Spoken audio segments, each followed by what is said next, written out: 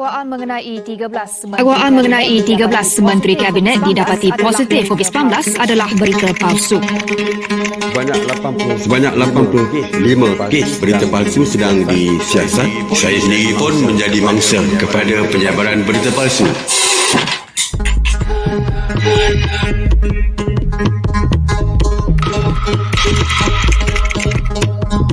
% rakyat Malaysia adalah pemuda. Kita perlu mulakan pelajaran untuk media literasi dari muda. Jika kita mengajar satu pemuda, kita hanya mengajar satu pemuda. Tetapi dengan pendidik, kita boleh mengajar satu generasi anak murid.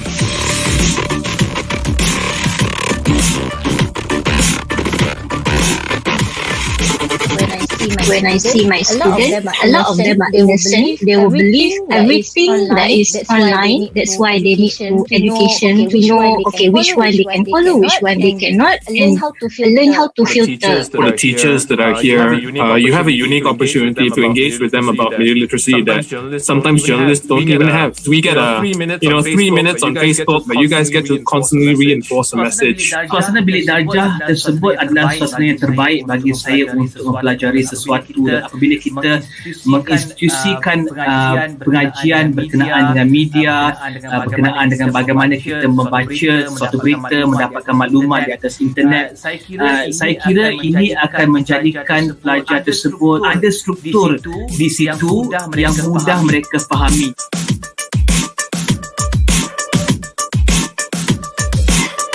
I think media literacy is very important because our students are all on social media, and that is quite an uncontrolled medium of news. This is something that's really crucial for this time and age for students. Handphone dah ada kat tangan masing-masing. Kita ada akses to internet 24 jam.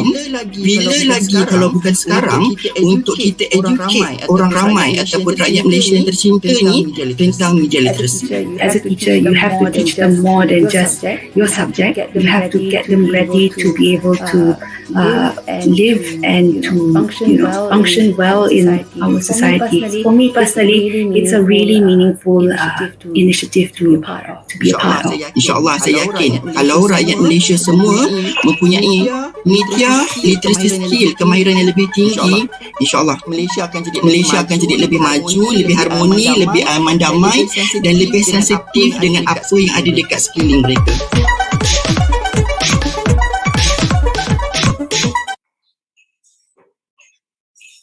Hai semua, selamat sejahtera, selamat pagi. Nama saya Hazwani dan saya pakar media dan literasi informasi bagi Arus Academy. Selamat datang ke bengkel Pilihan Raya dan Maklumat Palsu. Pagi ini kami akan membincangkan apa peranan pendidik untuk menjadikan murid mengharungi lautan maklumat semasa PRU, Pilihan Raya. So bersama kita pagi ini adalah saya sendiri, pakar media literasi, Ken Yap daripada Fakulti Komunikasi dan Industri Kreatif, Haris Zainul daripada Institute of Strategic and International Studies, dan Ali Imran daripada MyCheck, bekas ketua MyCheck Malaysia di bawah bernama. Kita juga ada bersama kita adalah Cikgu Nurul Farina dan Cikgu Claudius Upin. So di sini saya ada slide yang saya nak share bersama anda semua mengenai basic information yang anda boleh tahu mengenai media literacy dan awareness. Okay, sebentar ya. I harap you guys boleh nampak I punya slide. Okay, the internet has a fake news problem. Di internet kita boleh nampak segala jenis maklumat palsu. But understanding where misinformation comes from could be the first step in solving it. Tapi apakah itu maklumat palsu? Ada 3 jenis maklumat palsu yang kita boleh kenal pasti. The first is malinformation. You can see daripada slide saya, malinformation ni bermaksud deliberate publication, private information. So sekiranya ada maklumat yang sebenarnya private untuk individu ataupun syarikat, seseorang tu akan manipulate maklumat tersebut secara sedar. Dia akan change dia punya konteks, tarikh dan masa daripada original konteks itu sendiri. The second false information adalah misinformation. Bermakna false information tu publish unintentional mistake. Dia tak sengaja untuk untuk dipublish. Tapi informasi tu tak accurate, dia tak tepat. Ada manipulation dari segi gambar, tarikh, statistik, translation daripada segala jenis translation, dan kadang-kadang maklumat itu outdated. Last but not least adalah disinformation. False information published with intention to cause harm. So sekiranya ada maklumat itu dipalsukan dengan niat untuk menghukum ataupun untuk menyakiti seseorang ataupun sesuatu syarikat, organisasi. So itu adalah 3 jenis maklumat palsu. Dan ada lagi 7 jenis mis and disinformation, iaitu setaya, misleading content, imposter content, fabricated, false connection, false context, manipulated content. So ada 7 jenis, dia banyak tau. So kenapa orang nak share maklumat palsu ni? Dia ada 2 sebab. Sama ada intentional ataupun unintentional. Intentional dengan niat untuk membuat duit, profit, ataupun untuk entertainment or nak influence someone's behavior ataupun someone's punya opinion.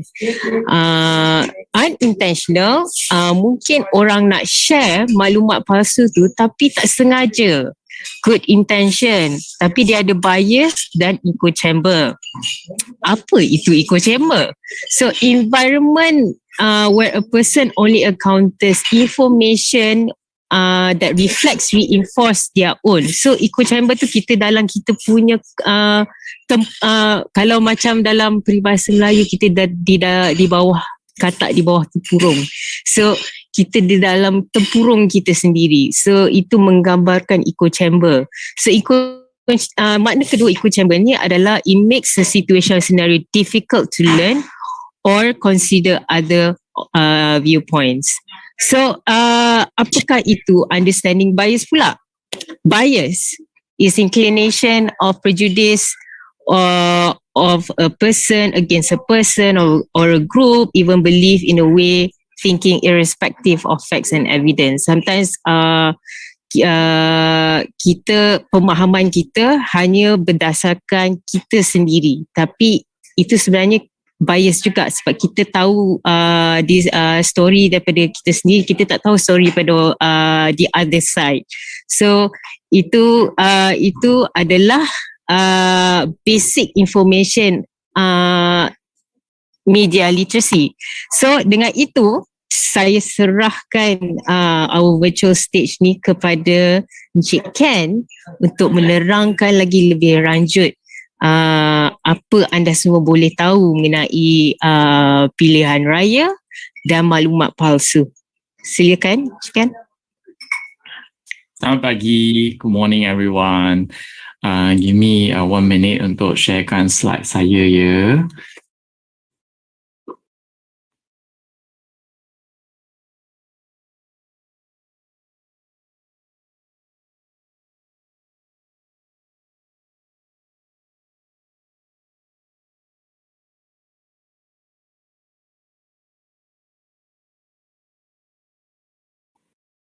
So I hope everyone can see my slide. And okay, hold up a second. It seems that got a little bit problems here.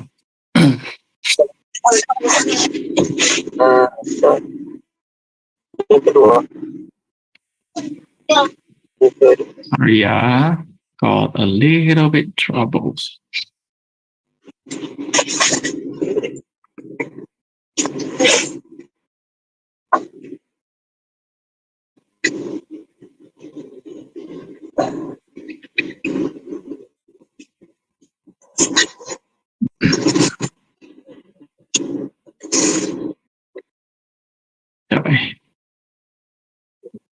I think I only can share my slides in the sense of dia punya I tak boleh full screen.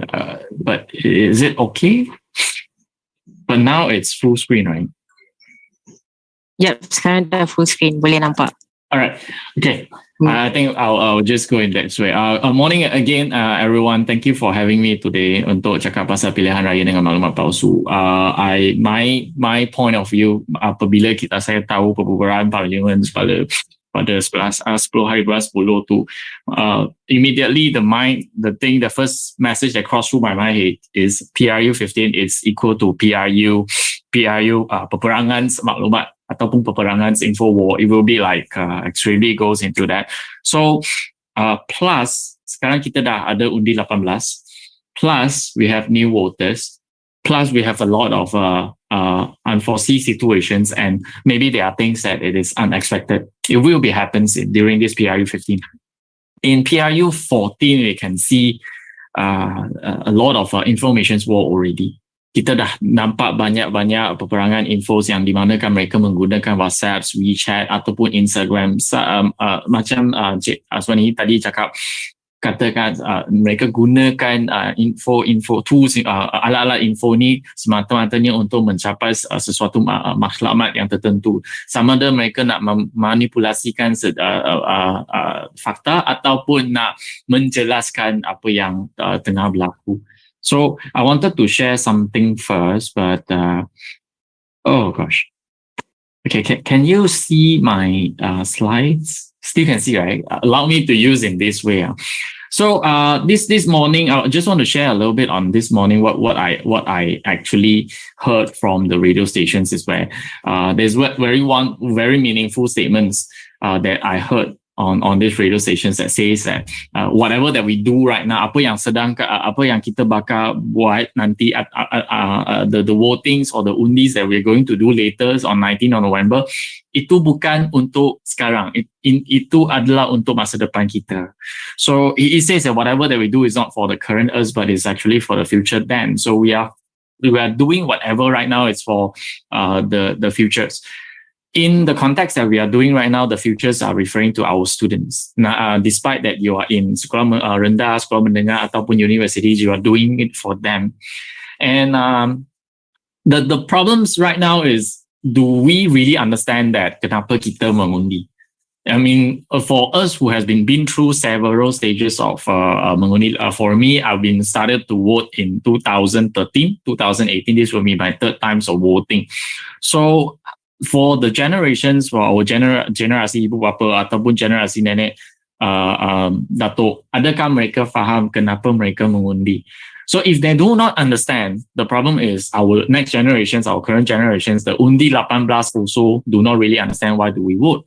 So I just want to share these few quotes that I able to find from APA, American Psychology Association, to the teachers who are watching the streaming today to understand kenapa kita vote. Ada beberapa psychological punya aspect ataupun the intentions. Even though these articles is since then 2008 when they are analyzing Barack Obama's and the Barack Obama stages of presidential election, tapi saya rasa statement-statement ini masih lagi berkaitan terus dengan keadaan di Malaysia sekarang. Pertama sekali, ada orang fikir kata voting ini is actually an expressions of the self-concept. Kita sendiri punya konsep, kita gunakan undi untuk membawa message saya kepada wakil-wakil. That is the expression of self-concept. Another intention is where people go to vote because they wanted to fit in. Ada orang mengundi, saya pun mengundi. Ada orang pilih X, saya pun pilih X. The second point. The third one is people who vote tend to be highly altruistic, and people who don't vote to be much more self-interested. Siapa-siapa yang mengundi itu adalah untuk orang lain ataupun untuk communities, untuk masyarakat. Siapa yang tidak mengundi untuk they are more self-interested, they cares about their own thing lah. And then number 4, people just think their votes makes a difference. Walaupun ada kajian yang menentukan votes basically doesn't really make a direct differences, but the narrative is where your vote are basically making a difference. So kata summary ni, dia nak bagi tahu satu message yang clear to us that basically votes it does matter. Well, on the 4th point that says that votes makes something differences, right? Sometimes we vote, right? We think that it is for the current us, like what I said just now. But example, in 2018, kan, people are basically expecting swift change overnight. Macam hari ni saya mengundi, kau jadi kerajaan. The next day, I wanted to see your whatever that you promise has to be delivered. But they do not really understand that the institutional problems that has been built up many years back, including why there is very low media literacies or information literacies among all of us. I mean, if you look into it, the other countries has been injected media literacies into their syllabus, but in Malaysia, we don't really have that. In primary, in secondary school, we don't have that kind of soft skill or even hard skill for the kids. So this is also one part of the institutional problem that causes kenapa kita tidak boleh tentukan sama ada maklumat itu betul ataupun tidak. That is the problems that we encounter. For us as an educator, I mean, for me, special case of this because I'm been teaching communications since 2017 and communications and media since 2017. So my focus are very driven towards, I wanted to make sure that my students are able to understand media and know how to read media. Macam mana untuk faham konteks dalam media. But for the rest of the educators, like for example, primary schools and secondary school, do we educate them much? Adakah kita telah ajar mereka pasal media literacies? Ataupun adakah kita telah mengajar mereka pengetahuan-pengetahuan yang mengenai politik ataupun pilihan raya? Sebagai contoh, in the class, do we really allow them to talk about politics? Do we talk about voting system? Do we allow them to talk about government? I mean, go back to my generations. I came from a generations where my ibu bapa don't allow me to talk about politics. So when I ask them things about politics, they will be like, this is not kanak-kanak punya benda. This is basically the dewasa punya benda. So I was like, okay, the politics belongs to the elder generations. I mean, for the adult. So we don't really allow to talk. But by the time they are allowed to vote, I have zero knowledge if I do not expose to this kind of knowledge. So the problem is, do we encourage them to talk about this in the school or even within their peers, among kawan-kawan mereka? And the very crucial questions that I think that I can encourage everyone to think about it is, do we encourage them to have critical thinking or are we spoon feeding them? So the critical thinkings will allow them to, critical thinking is part of the very important points that we learn and encourage people to engage in literacies, media literacies.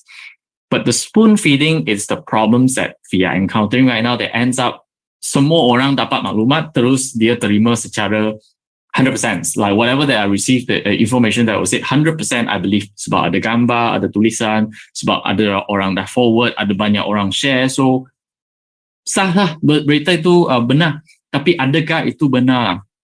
And but look, let's go back to whatever that we are doing right now. I mean, we are talking about Pilihan Raya. We are thinking about informations or maklumat palsu or fake informations or wrong informations. But let's just go back to the chapters of politics. Do we know that we actually encourage political voting in our baby life? I mean, our kids' life. When during baby kan, bagi ibu bapa yang ada baby, have you tried that before? You take 2 toys and then you show it to the baby, and then you ask, yang mana yang awak nak hari ini untuk main? So usually, who is the one that usually decide the toys for the baby? If the baby doesn't really choose at that point of time, usually it's the ibu bapa that choose, right?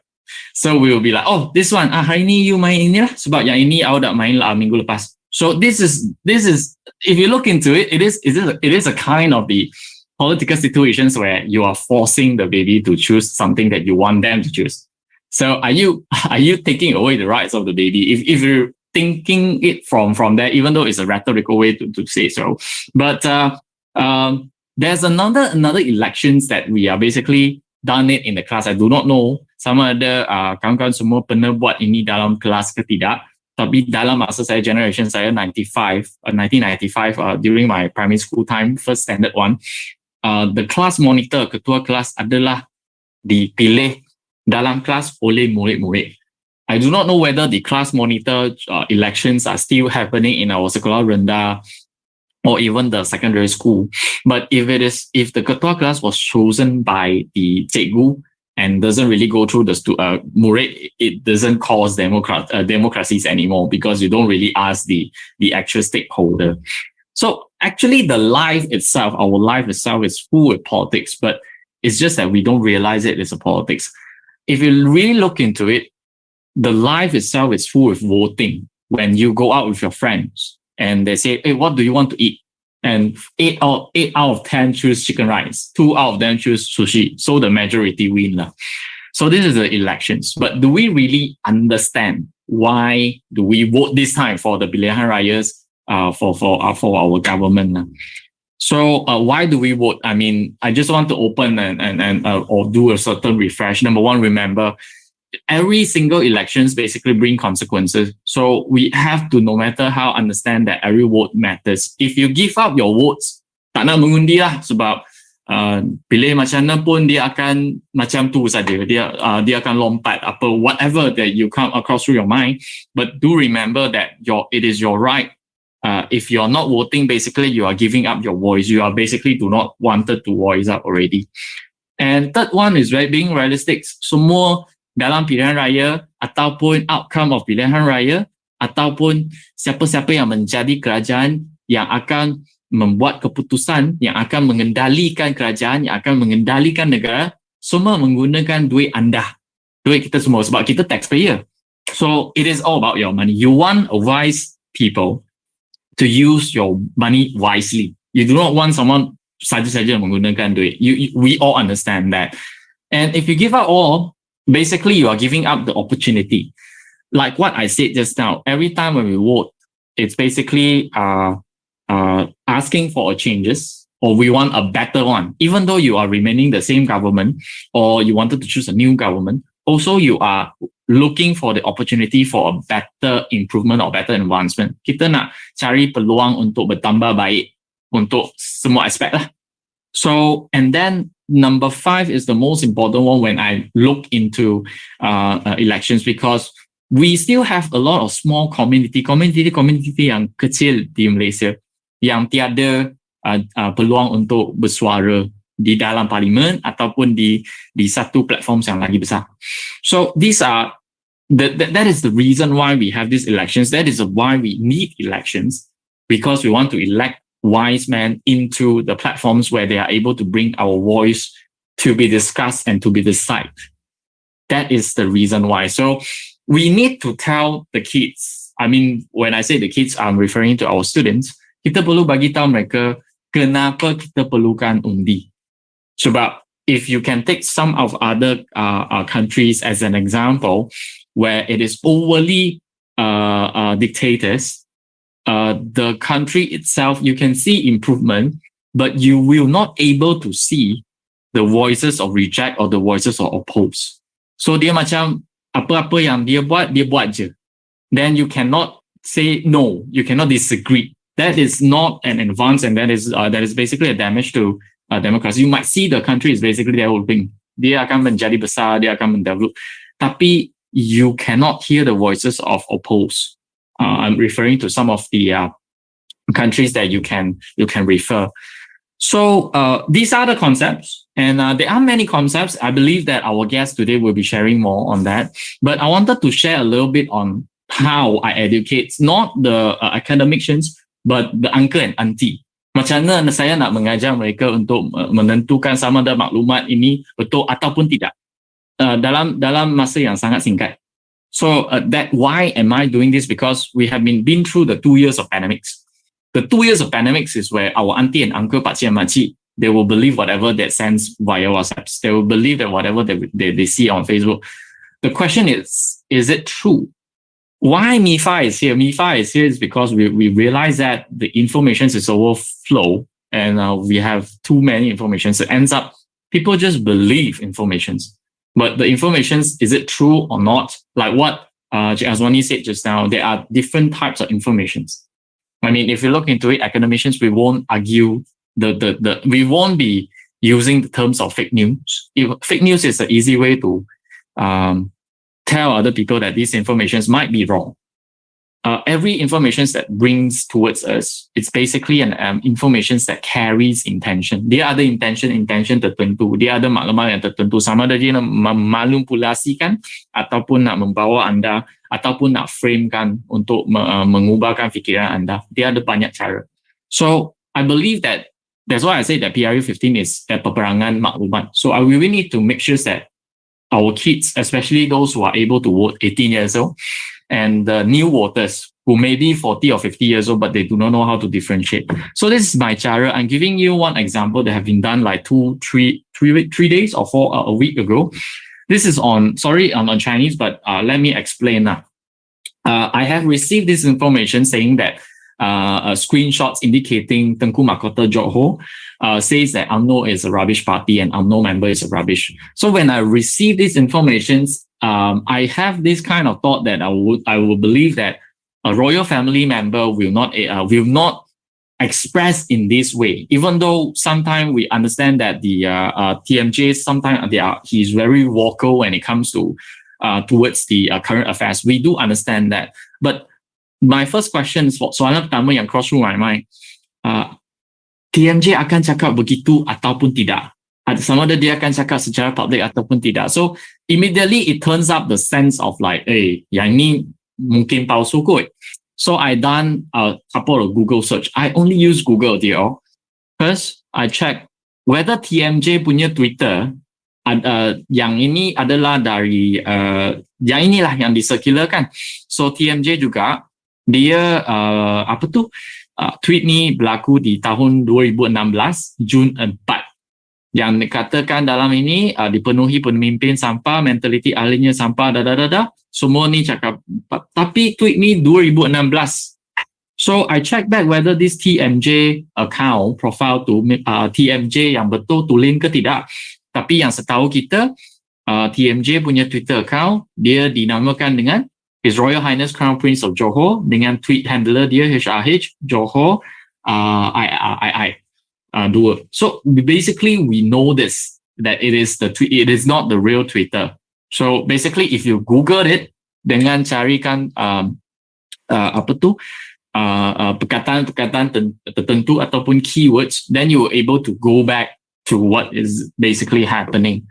So then let's find the news. Okay, let me find the news. Yeah, the keyword is TMJ UMNO sampah.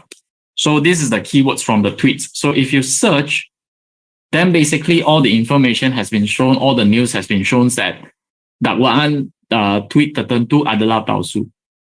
So my key points that I wanted to bring to everyone is basically, let me just go back.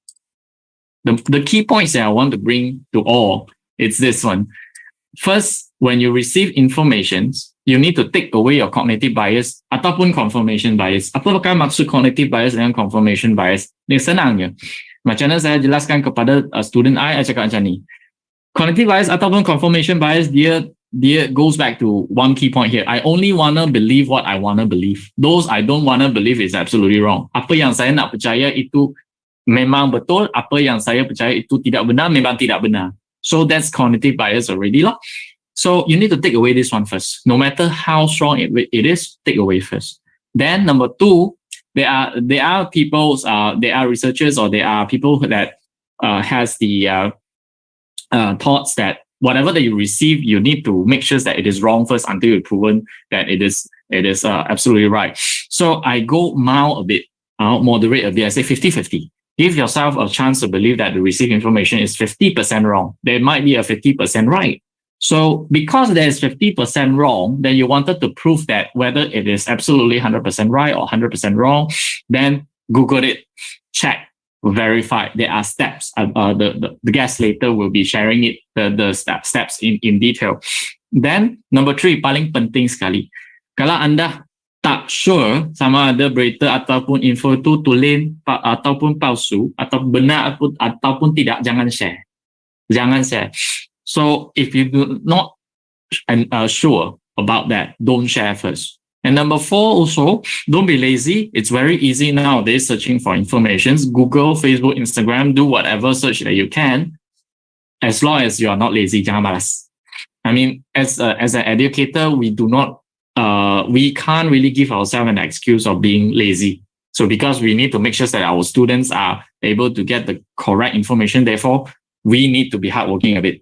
So you can verify from the source, and like just now, the tweets from TMJ, we check from TMJ.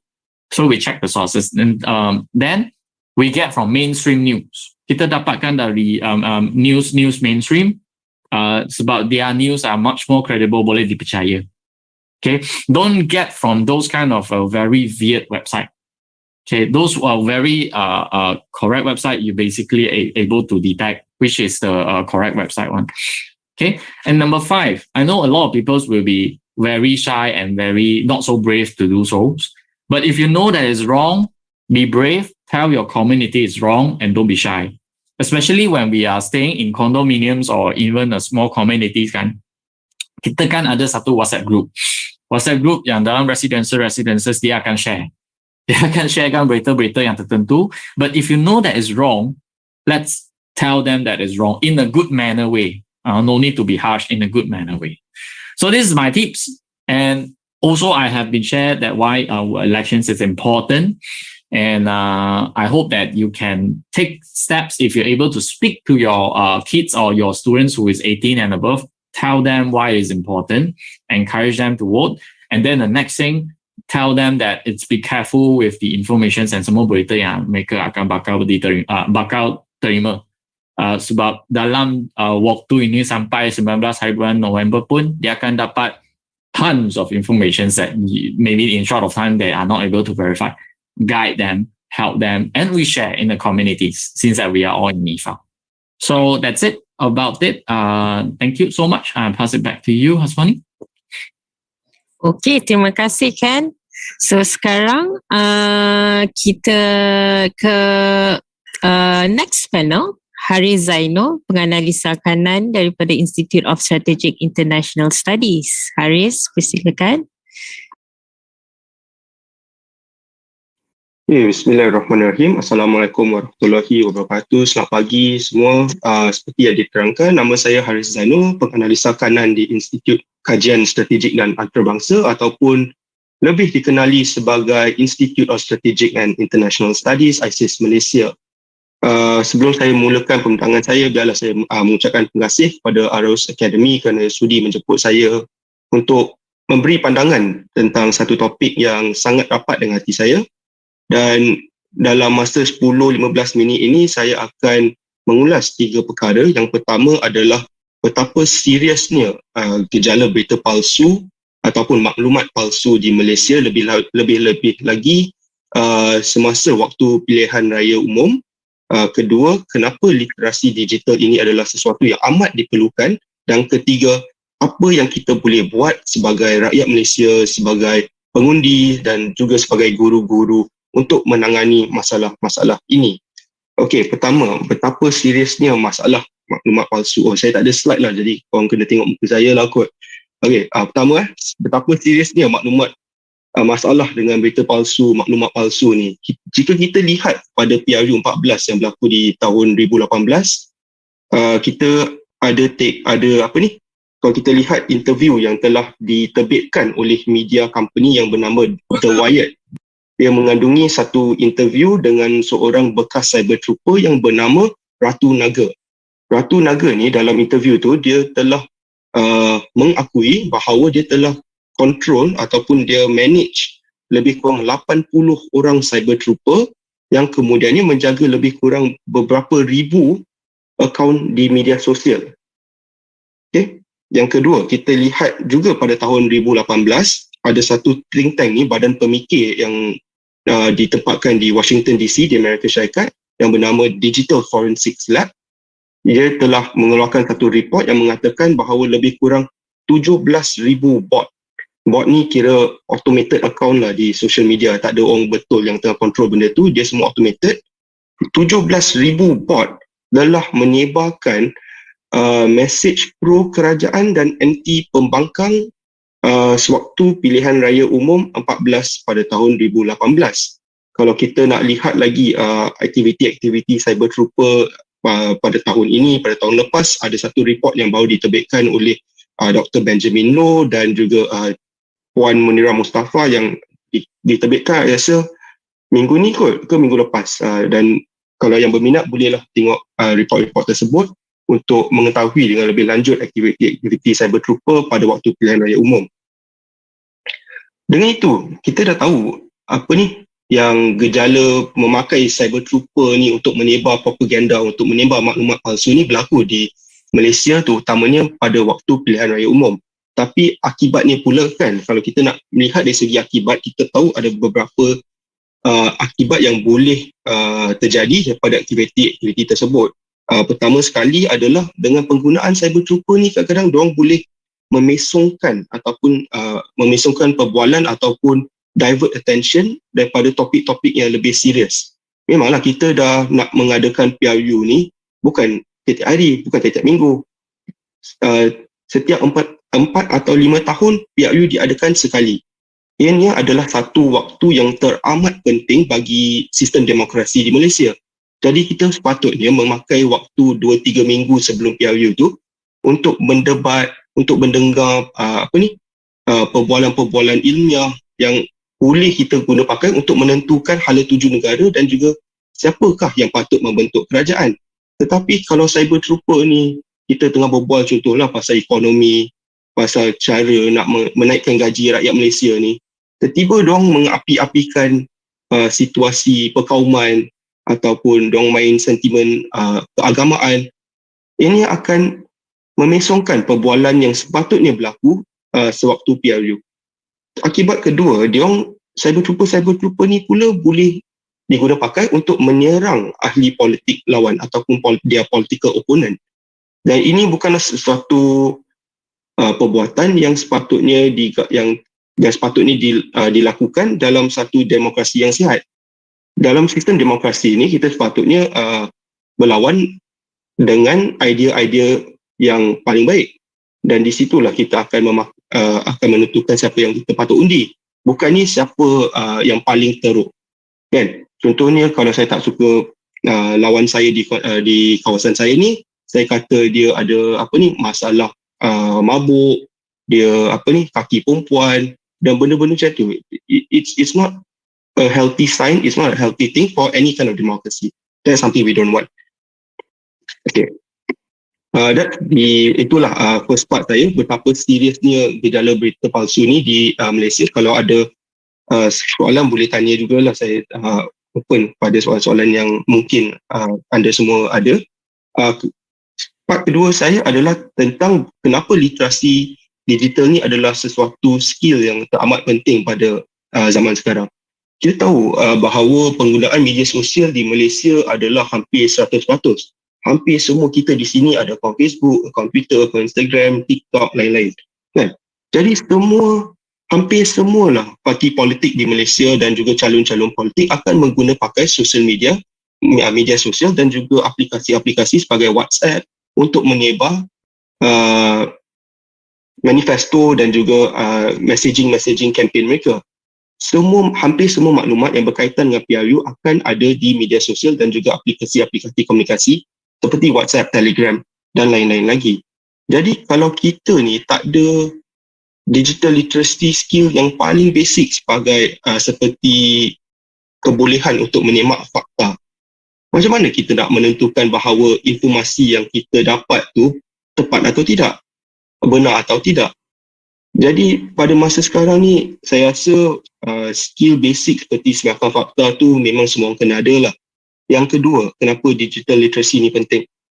Sebab kalau kita jumpa dengan orang biasa dekat jalanan, sebagai contoh di alam betul lah, di physical world ni, kita boleh tahu siapakah orang itu. Tapi kalau di media sosial, kadang-kadang akaun tu tak ada nama. Kadang-kadang akaun tu gambar dia pun dia letak gambar kucing ke gambar anjing, tak tahu haiwan mana dia pakai kan. Jadi kadang-kadang ni kita tak tahu siapakah yang di sebalik akaun tersebut. Jadi bila perkara-perkara ini berlaku, ianya mungkin akaun tu akan membuat konten yang teramat bias kepada sesetengah pihak ataupun sesetengah calon, parti politik dan lain-lain lagi. Jadi kita sepatutnya juga perlulah kebolehan untuk menentukan bahawa source of information tu adalah kredibel atau tidak. Adakah akaun itu bias atau tidak, seperti yang Azwani cakap tadi dan juga saudara sebelum ini pun ada mengulas sedikit tadi. Ketiga, berkaitan dengan cyber trooper. Cyber trooper ni sebenarnya bukanlah satu masalah, it's not a problem in and of itself. Kewujudan cyber trooper ni tak sepatutnya menjadi masalah, sebab setiap parti politik nak menyebarkan message mereka di media sosial. Tetapi ini akan menjadi masalah jika message itu message itu terdapat berita palsu, terdapat bias ataupun untuk digunakan untuk menyerang pihak lawan. Jadi saya rasa kita juga perlukan skill-skill tertentu untuk menentukan bahawa akaun itu adalah akaun sebenar atau tidak. Jadi sebagai contoh, kalau kita guna pakai akaun Twitter ni, laman Twitter ni, kita tengok akaun tu, bilakah akaun tu diwujudkan, adakah ianya baru-baru ini sahaja, apakah konten-konten yang pernah diterbitkan oleh akaun tersebut, adakah ianya hanya konten yang political, adakah akaun ini ada gambar, adakah nama akaun ini terdapat beberapa nombor yang di belakang tu. Sebab semua benda-benda ni akan boleh digunakan pakai untuk menentukan sama ada akaun itu adalah akaun orang betul seperti akaun saya ataupun akaun yang telah dibuat untuk objektif politik dan ataupun untuk memesongkan perbualan umum sewaktu pilihan raya. Okey, ketiga, apa yang kita boleh lakukan apabila kita ni nak dapatkan maklumat daripada media sosial, daripada laman-laman web ataupun apa-apa maklumat dari online lah, senang kata kan. Kalau maklumat yang kita ingin dapatkan tu adalah maklumat dalam bentuk berita, news kan. Kalau when it comes to news ni, sepatutnya kita ambil berita ni daripada source-source yang kredibel. Contoh Astro Awani, TV3 dan lain-lain lagi. Sebab itu adalah professional media company, dia are news company. So sepatutnya mereka semua ni kredibel lah. Diorang ada journalistic standard, editorial standard dan lain-lain lagi. Standard-standard yang akan menentukan bahawa berita-berita yang mereka terbitkan adalah seimbang, tidak betapa bias dan lain-lain lagi. Kalau maklumat yang kita ingin dapatkan itu berbentuk pendapat pula, opinion ni bukan macam berita tu sama ada betul atau tidak, hitam atau putih. Tetapi apabila ianya melibatkan opinion ataupun pendapat ni jaranglah, kalau tanya saya, ianya black or white. Ianya biasanya kelabu dekat tengah-tengah, kadang-kadang ada yang betul, kadang-kadang ada yang tak apa betul. Lebih lagi pendapat ataupun opinion daripada khayalan ramai ataupun the opinions from the public. Bila kita nak mendapatkan opinion ni, saya rasa apa yang kita patut lakukan adalah untuk mendapatkan opinion daripada pelbagai sudut dan daripada pelbagai pihak. Sebab yang saya terangkan tadi, opinion ni terdapat pelbagai jenis, terdapat pelbagai bentuk. Ianya bukannya semua betul, semua salah. Kadang-kadang ada setengah yang terdapat beberapa kebenaran dan beberapa kesilapan. Jadi apabila kita ingin mendapatkan pendapat, lebih-lebih lagi waktu PRU ni, saya rasa kita patut mendapat pendapat daripada pelbagai pihak supaya kita dapat melihat isu itu daripada pelbagai sudut. Dan apabila kita sudah dapat pendapat daripada pelbagai pihak, dapat melihat isu itu daripada pelbagai sudut, barulah kita boleh membuat keputusan ataupun membuat keputusan bagaimana kita ingin melihat isu tersebut. Jangan kita ambil pendapat daripada pihak yang kita sokong saja, sebab nanti kadang-kadang mereka pun ada bias. Kita dengar dulu apa yang pihak lawan ingin cakap sebelum kita menentukan apa yang kita hendak mempercayai. Dengan itu saya rasa saya tamatlah komen-komen saya pada pagi ini. Terima kasih sekali lagi kepada Arus Academy kerana sudi menjemput saya. Terima kasih. Terima kasih Haris. Okey, seterusnya kita ada lagi seorang speaker. Nama dia Ali Imran. Dia bekas ketua MyChat Malaysia di bawah naungan Perdana. Okey. Okey, kalau macam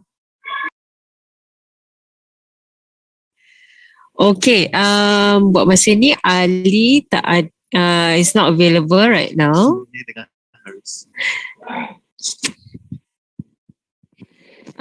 Sementara kita menunggu Ali untuk join, ada sesiapa di sini yang dah bersama kami daripada pukul 11. Sekiranya ada soalan boleh unmute ataupun type dalam chat, dalam komen soalan anda.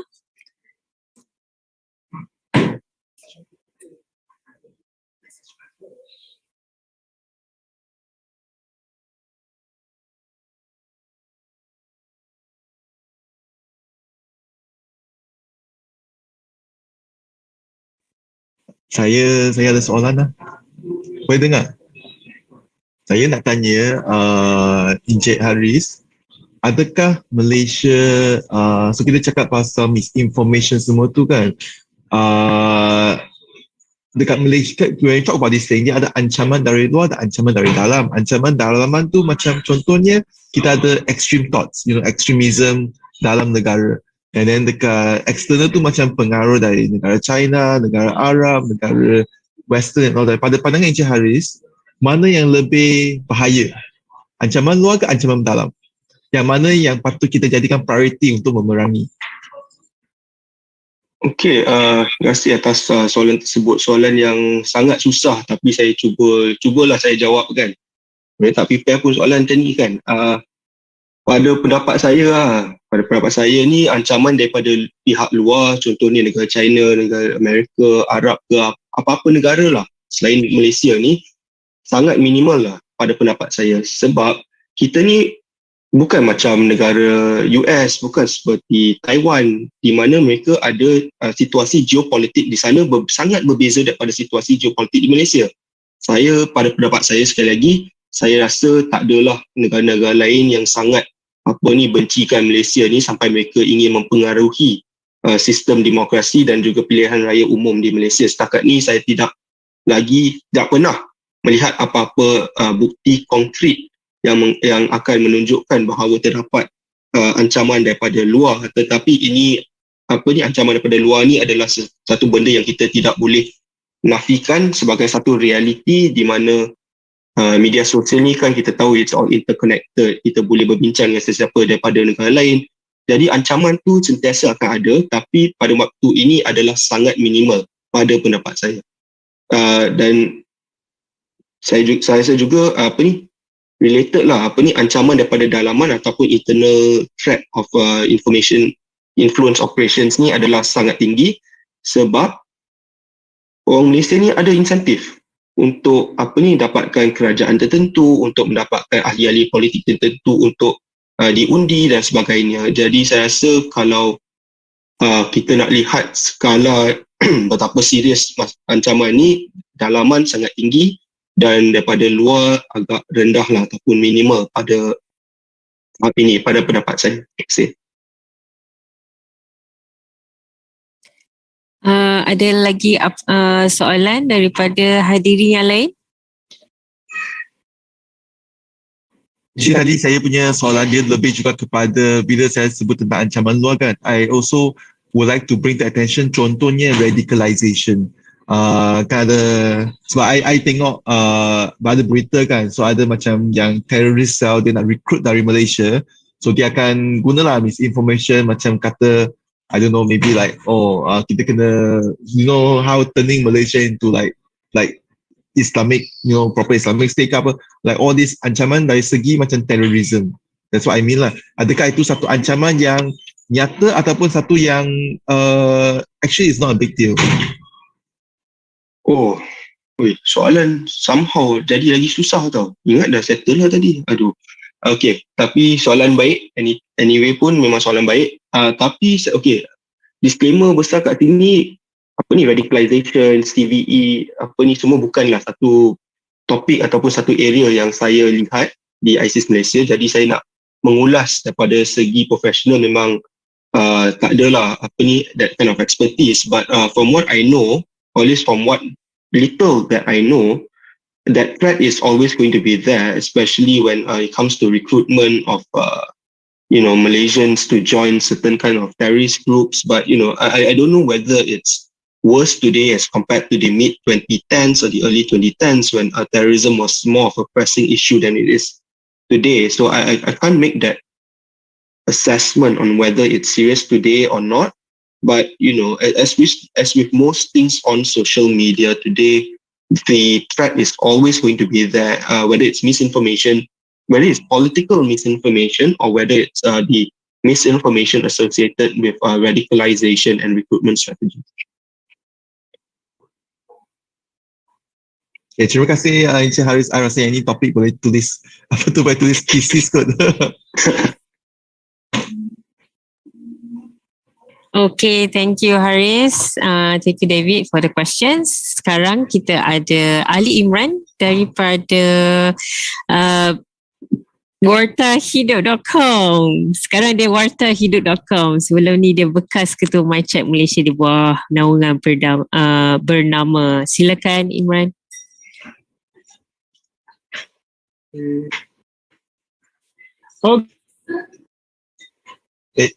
Line.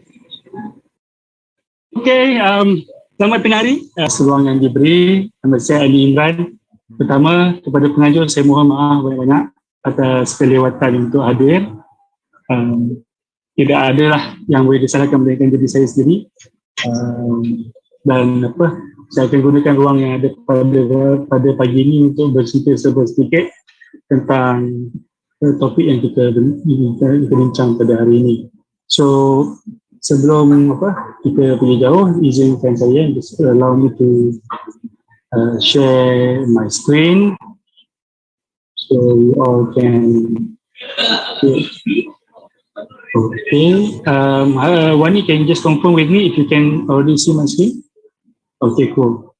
Okay, the topic that we have today ataupun topik kita pada pagi ini adalah pilihan raya dan maklumat palsu. Peranan pendidik menyediakan murid mengharungi lautan maklumat semasa PRU. Seperti yang dinyatakan tadi, nama saya Ali Imran dan saya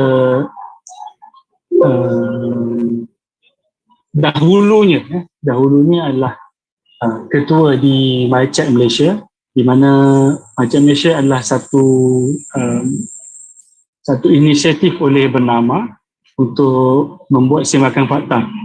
Dan saya bertuah sebab saya menjadi orang yang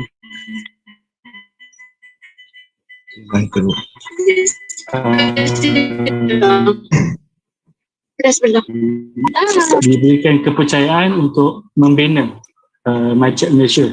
Sehinggalah pada bulan Jun yang lalu saya memilih untuk bersara awal. Okey. Baik, jadi saya teruskan dengan sedikit perkembangan ataupun pengenalan tentang diri saya sendiri. Okey, ini gambar saya waktu saya masih kurus dan fit. Waktu ini saya masih menjadi wartawan di lapangan, membuat liputan bagi meja rencana. Ini adalah ketika bersih punya perhimpunan dan memang saya suka turun ke lapangan secara persendirian, pegang kamera dan juga cari bahan. Sekala saya dijemput untuk membuat bincangan dengan pihak-pihak yang sudi. Ini ketika saya dapat makan nasi lemak dekat depan kedutaan Korea Utara dalam masa kes Kim Jong Nam. Ini ketika di rumah apa nama dia, Presiden Mugabe di Zimbabwe.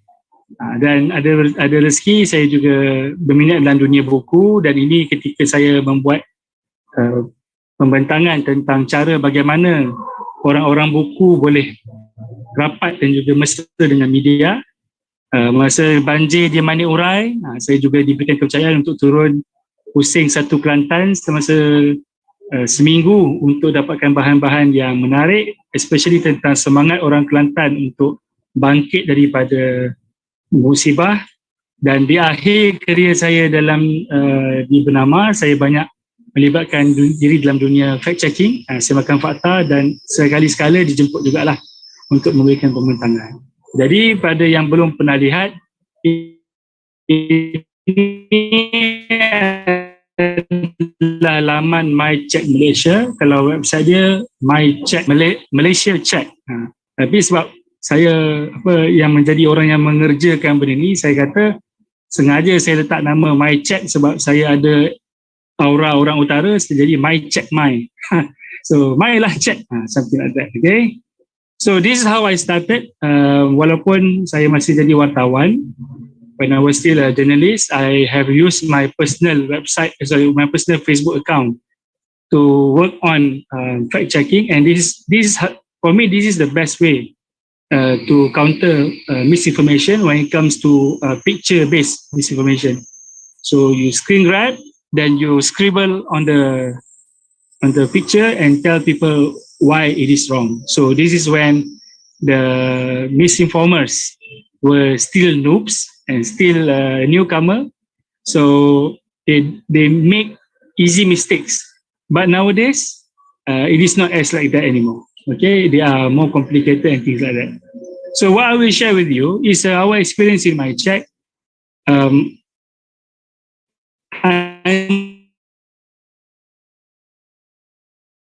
Until in fact some of the cases, what we can see is I just read this message from Haris. I will shut my camera off because the line is not so good. Wani, can you just confirm if you can hear me well? Oh, okay dah. So, okay. So should I keep my camera on or not? Wani? I think we can keep our camera off for now. Okay, cool. Okay, yeah. Now it's okay.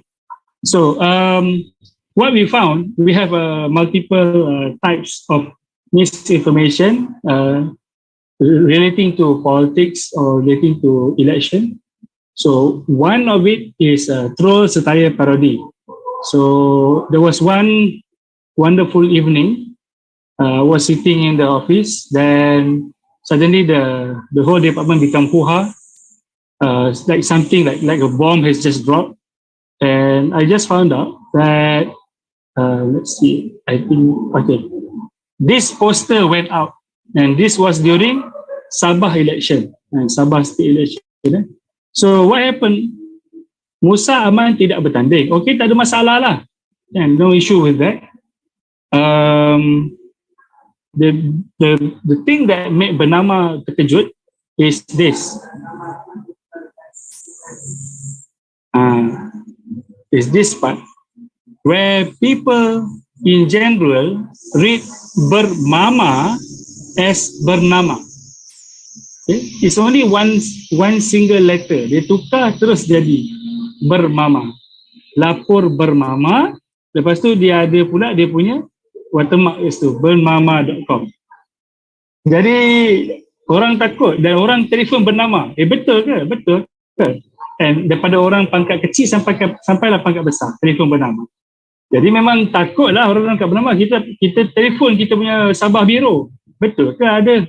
Rupanya memang ini hanyalah satu poster yang dibuat, dan dia adalah, saya consider dia sebagai sebuah satire atau parody. Sebab dia bukannya berniat untuk, ataupun dia bukannya menulis nama bernama. Dia tulis nama bermama. Jadi ini satu perkara yang kita tengok, dan lepas tu kita buat report lah. Poster rancangan besar Musa Aman untuk tidak bertanding. bukanlah terbitan bernama. This is a big thing for my chat, because when we establish my chat, we put it clear that we do not want to be involved in anything political.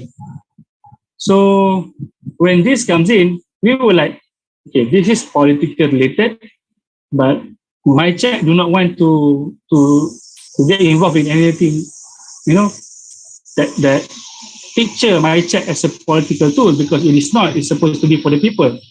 So, but we still do it because for us, this is where people get,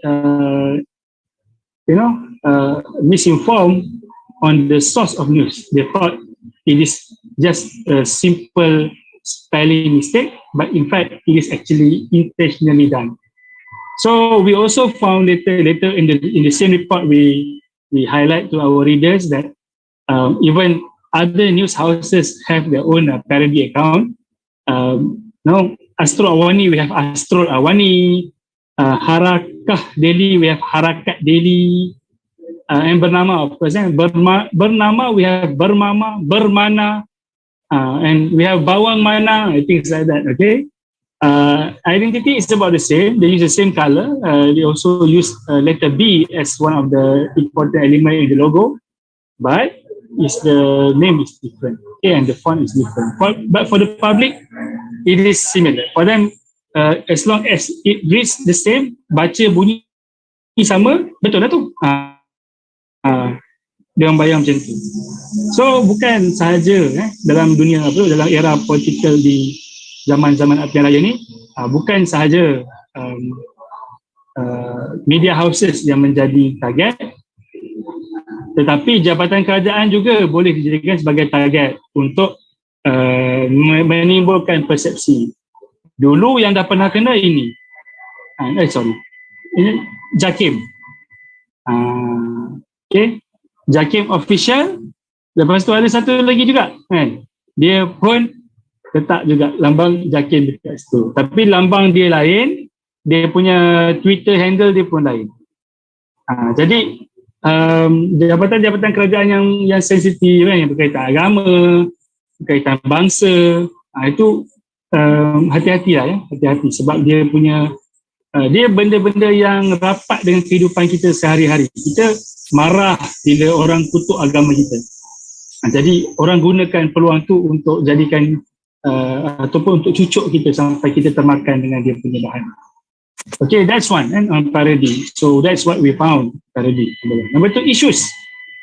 Issues, maksudnya the common people issues baca sekali seems to be true. Betul lah ni, saya pernah nampak. Contohnya macam gambar ni. When we get this one, masa PRN Sarawak, Sarawak State Election. So the picture of this keranda carried across the river, went around, and dia kata ni berlaku di Sarawak.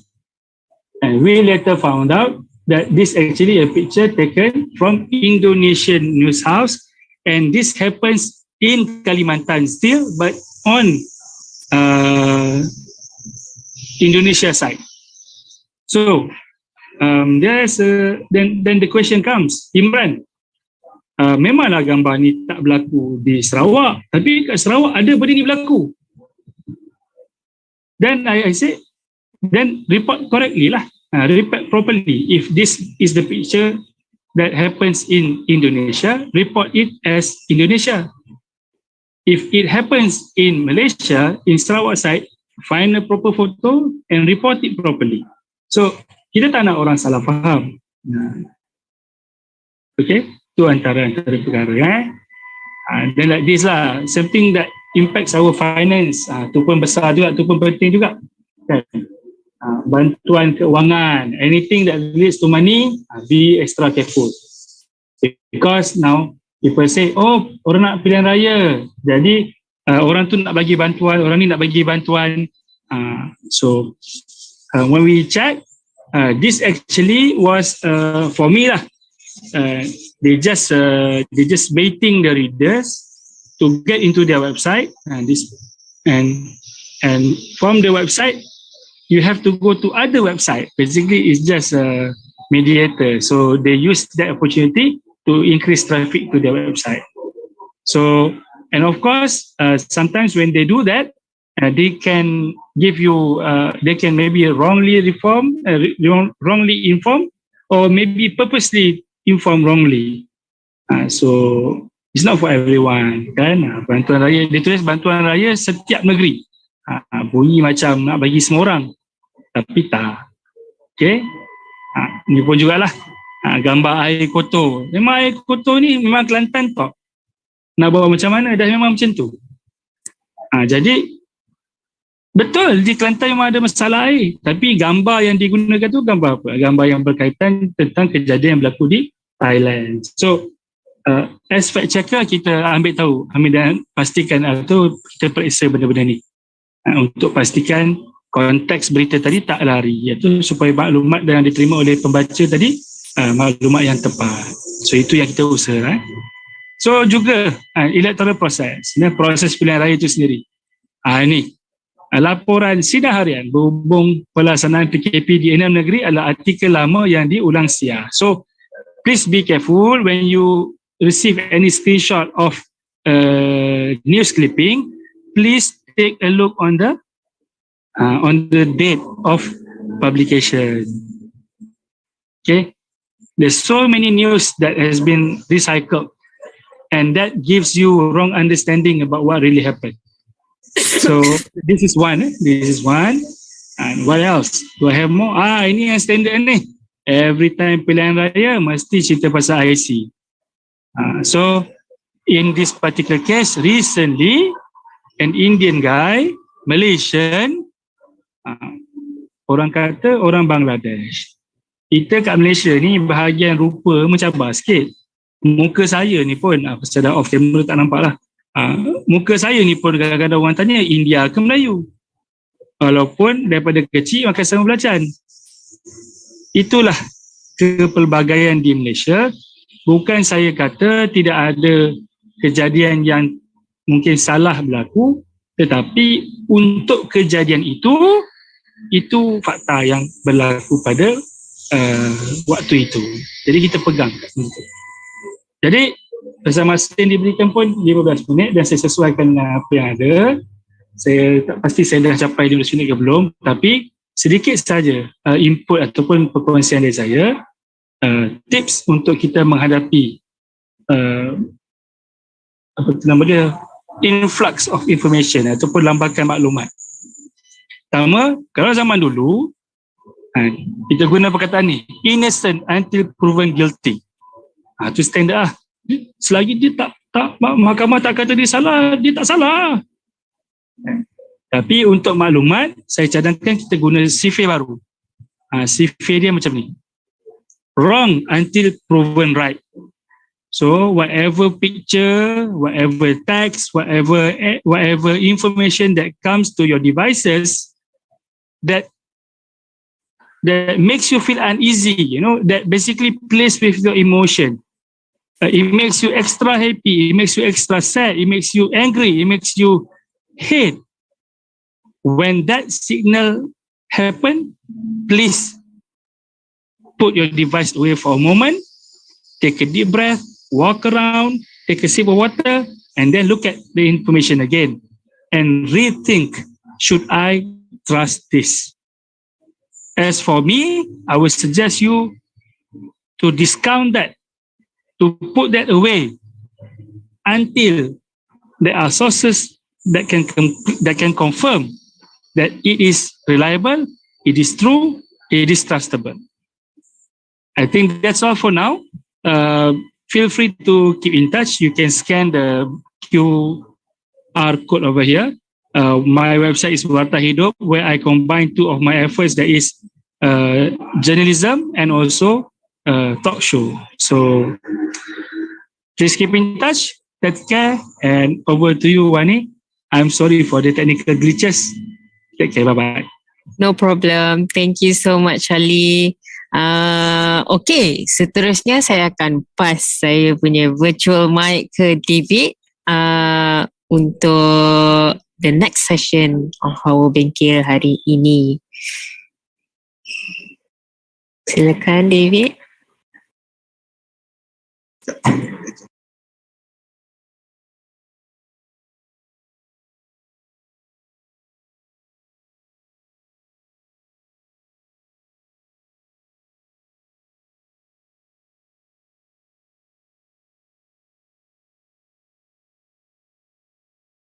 Okay, hai semua. Saya rasa saya punya kamera tak boleh on. So, sementara itu, just bagi saya 10 saat. Okay. Sebab saya pun tengah jaga teknikal dekat situ juga. Saya kena make sure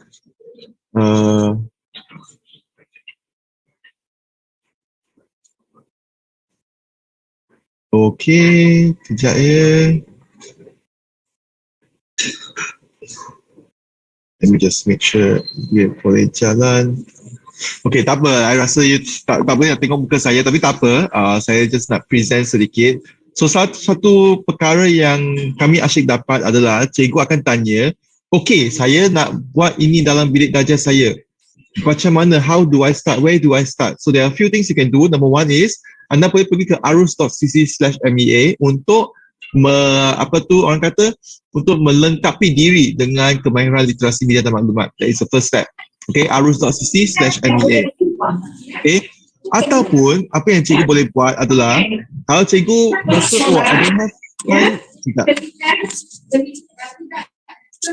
someone is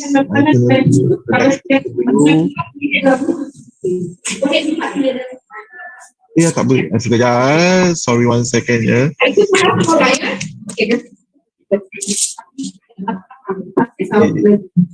I'm so sorry.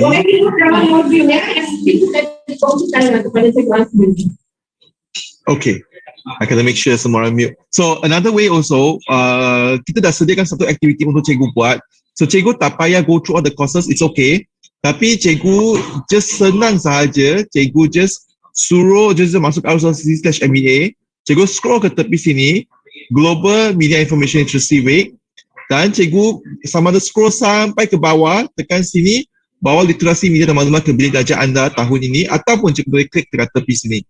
Okay, so kita dah sediakan satu aktiviti celik media untuk cikgu buat bersama murid.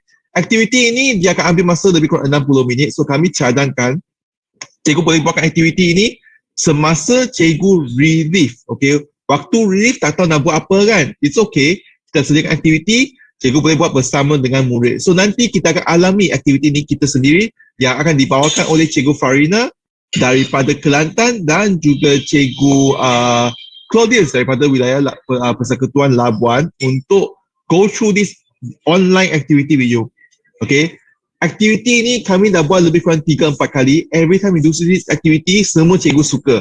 Dan semua cikgu tanya, okay, saya suka aktiviti ini, saya nak buat dengan murid saya. Bagaimana saya boleh buat dengan murid saya? So kami dah sediakan, we hear your question and we prepare the answer for you already. Kami dah sediakan aktiviti ini, bukan sahaja boleh buat online, tapi kami sediakan dalam bentuk offline. Maksudnya, nanti kita akan jalankan aktiviti ini secara online. Tetapi bila cikgu buat dalam bilik darjah, kami dah sediakan worksheet kepada cikgu, kami dah sediakan dengan panduan guru. So instead of semua orang kena ada laptop, hanya satu orang saja perlu ada laptop, iaitu cikgu sendiri. Okay, dan kami juga ada version, kalau cikgu ada projector, cikgu boleh buat macam ini. Kalau cikgu tak ada projector, cikgu boleh buat macam ini. Okay, yang penting dia hanya akan perlukan laptop cikgu sahaja. Okay, dan juga projector lah kalau ada projector. Everything else is analog. Cikgu boleh print keluar, cikgu boleh merujuk kepada setiap langkah bagaimana nak buat. Sangat senang, cikgu just tekan, dapatkan salinan. Okay, dekat sini sana, just tekan use template. Dan cikgu boleh dapatkan satu salinan. Okay, so without further ado, saya nak paskan for the next 40 minutes kepada Cikgu Claudius dan Cikgu Farina untuk jalankan aktiviti ini bersama dengan anda.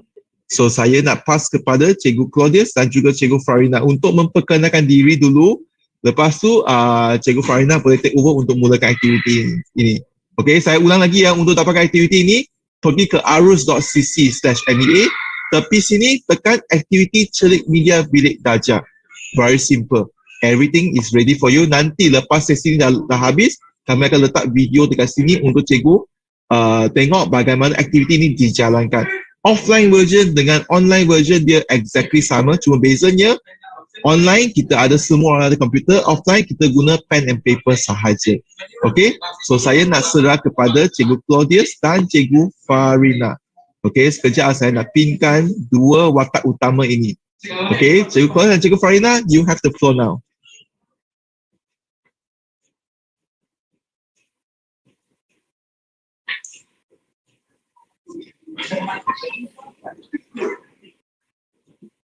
Okey, Cikgu Claudius boleh silakan diri.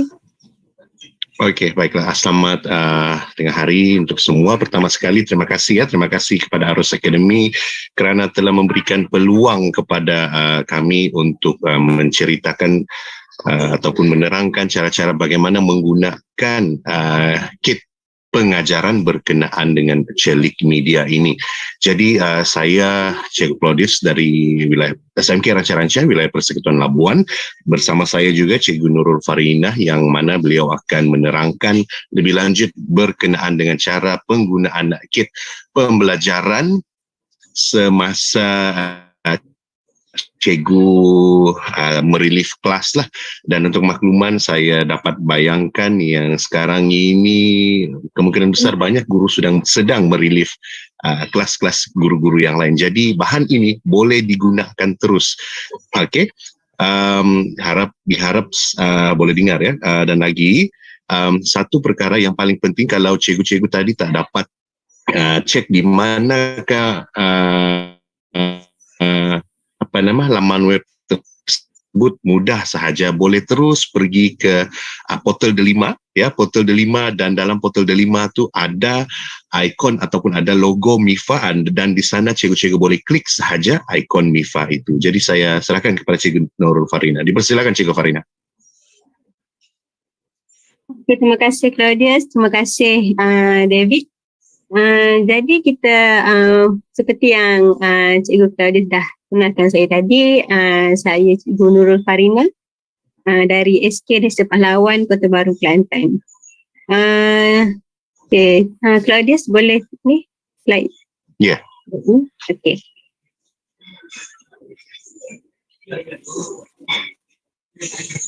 Saya boleh on kamera ke nak kena off kamera takut ni? Boleh on je. Cikgu Claudius yang master punya slide actually, online master. Okay. Okay, jadi sekarang ni untuk aktiviti bilik darjah, cikgu-cikgu bayangkan cikgu nak adakan aktiviti yang lain daripada yang lain bersama murid. Maksudnya nak murid kita biasa dia dapat berita daripada media sosial, daripada TV, cuma macam mana diorang verify ataupun nak kenal pasti berita tu berita benar atau berita palsu. Jadi untuk aktiviti ni kita akan bawa murid untuk jadi editor ataupun jadi wartawan untuk diorang merasai sendiri macam mana sebenarnya proses sesuatu berita tu dikeluarkan, dan tak semudah menekan nama macam yang Encik Ali Imran sharekan kepada kita, tukar bernama jadi bermama dan lain-lain tu. So ini adalah proses yang sebenar. Okay, next slide.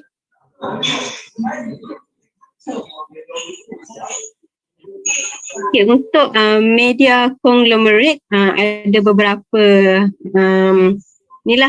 ada beberapa, dan biasanya cikgu-cikgu memang tahulah media prima ada TV3, ada TV9 dan lain-lain yang cikgu boleh tengok sendiri dekat paparan tu.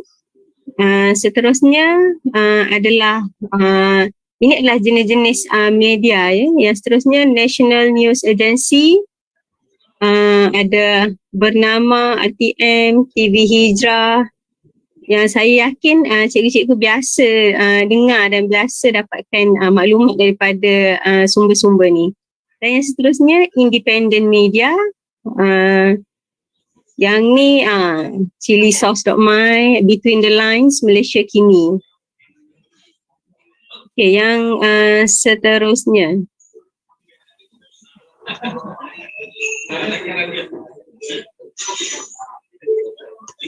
Okay, sekarang ni kita bayangkan ada news. Semalam keluar dekat news pasal notice of unsheltered water disruption following pollution at treatment plant for up to 3 days on 20 February. Okay, and then dia kata dekat situ, water disruption following pollution at treatment plant. Maksudnya dia kat sini ada gangguan bekalan air dan apa puncanya adalah unidentified pollution at rantau panjang. Maksudnya punca kenapa air tu tercemar kita tak tahu lagi. So macam mana kita nak dapatkan maklumat tentang punca air tercemar? Okay, and then yang ni biasalah dekat WhatsApp your typical morning message from mom with a side of viral message. Contoh mak tu dia hantar your auntie forward me this. She say the water disruption is because of this very serious pollution by some tycoon factory. Okay, so dia tanyalah nak tahu benda tu betul, berita tu betul ataupun tidak. Ada gambar sekali. Gambar tu entah daripada manalah bila dah masuk dekat WhatsApp ni kan. Okay, so next. Okay, kita dengar ni dulu. Look, there's this WhatsApp message circulating around on the cause of the water disruption. I know, it's nothing new, but I think that it's boleh worth dengar. checking out. Kalau Can boleh, you go investigate? minta respon sikit. Kalau boleh dengar. Okay, thank you. Look, there's this WhatsApp message circulating around on the cause of the water disruption. I know, it's nothing new, but I think that it's worth checking out. Can you go? Okay, so tadi sebab sekarang kita tengah jadi editor kan. So tadi bos dah hantar voice note suruh pergi check apa sebenarnya yang sedang berlaku. Okay, so kita sebagai wartawan kita akan turunlah time for some groundwork. Okay, so bila pergi tu kita nampak ada polis. So bila ada polis ni, apa yang terlintas dekat fikiran cikgu-cikgu sebenarnya? Bila katakan cikgu pergi and then nampak ada polis. Apa yang cikgu-cikgu fikir mula-mula sekali bila nampak macam tu? Ada yang nak respon ataupun dekat chat pun boleh.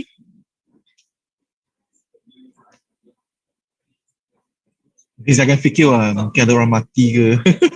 Rasa air tu tercemar, ada mayat jumpa mati kat dalam. Sebab ada polis tu mungkin maksudnya bila nampak polis tu okay, this is serious kan. Apa ni, kenapa ni ada orang mati ke kat situ sebab tu lah air tu tercemar. Okay, next.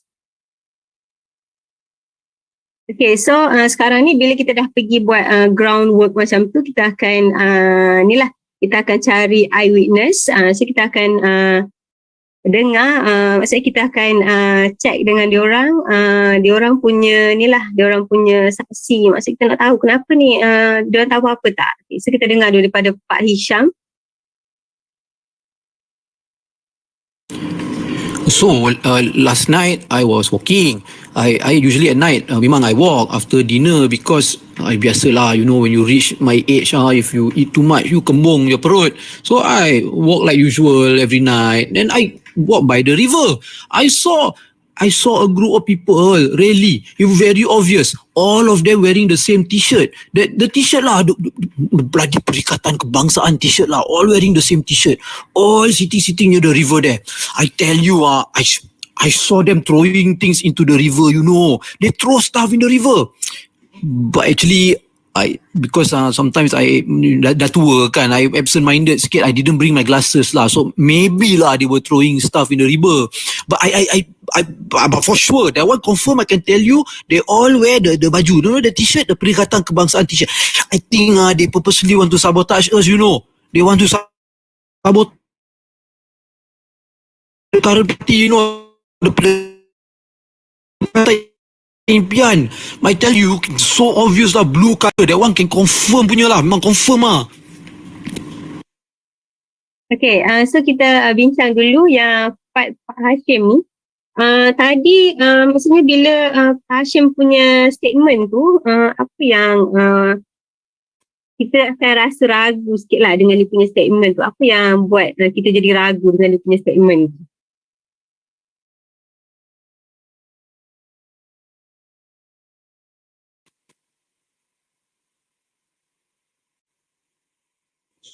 Dia orang tua ke, mata tak nampak waktu malam, tapi dia macam sure sangat, tapi padahal dia orang tua tak nampak waktu malam. Sebab tadi dia kata dia absent minded kan, dia sendiri yang mengaku dia absent minded, macam dah nyanyuk sikit ke apa kan, tak bawa spek, tapi dia kata dia mula-mula tu macam sure sangat kan, lepas tu bila dah makin lama dia cakap tu macam dah tak sure pula. Lepas tu tiba-tiba dia kait-kait dengan baju biru apa semua tu kan. Okay, so next kita dengar daripada Aaron, college student. I'm Aaron Sivaraja, 22 years old. I'm a college student. About what's happening, I knew this had got to do with the river near my house. You see, I was taking a break for my study week before the sem exams, and I usually walk my dog at a park near the river. Blackie, I saved him from a stray pack and never had any serious health issues. He's a strong puppy. But, you know, my dog started vomiting recently, and I do suspect Blackie drank from that river, and I saw it was black and murky, and it really stinks like hell. So my dog wasn't feeling too well before that walk, but now I think Blackie is getting worse. You know, it really looks weak now. You know, I really think that, you know, it is because of that stinky black polluted river. No doubt about it. Okay, so untuk Aaron punya statement ni meyakinkan kita tak yang sebenarnya dia punya dog tu, dia punya anjing tu sakit sebab minum air daripada river tu. Kalau meyakinkan, kenapa, dan kalau tak, kenapa?